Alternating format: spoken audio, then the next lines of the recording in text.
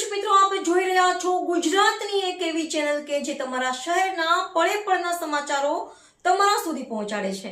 સ્વાગત છે આપનું A1 અભિક્રાઇમ ન્યૂઝમાં. હું છું anchor Arpita Patel.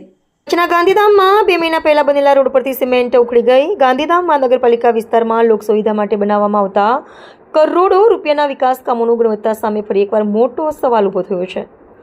મનપાના ward number 5 માં આવેલા ગુરુકુળ વિસ્તારમાં હજી માત્ર 2 મહિનાના ટૂંકા ગાળા પહેલા જ બનેલો નવો નક્કોર આરસીસી રોડ અત્યારથી જ બિસ્માર થઈ જતા સ્થાનિક કક્ષાએ ભ્રષ્ટાચારના ગંભીર આક્ષેપો થઈ રહ્યા છે. સ્થાનિક રહીશો દ્વારા કરવામાં આવેલી વ્યાપક ફરિયાદો બાદ કોંગ્રેસ પ્રમુખ દેવેન્દ્રસિંહ ઝાલાએ ગુરુકુળ વિસ્તારની મુલાકાત લીધી હતી, જેના લીધે રોડનું નબળું બાંધકામ અને તંત્રની બેદરકારી છતી થઈ છે.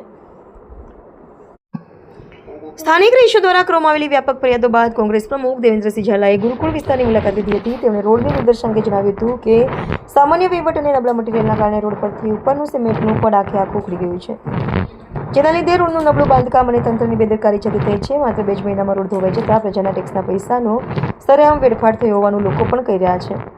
આ ગંભીર નબળા કામ અંગે દેવેન્દ્રસિંહ ઝાલાએ સ્થાનિક ધારાસભ્ય, ગાંધીધામના મેયર અને નગરપાલિકાના તમામ ચૂંટાયેલા જનપ્રતિનિધિઓએ આડે હાથ લીધા હતા.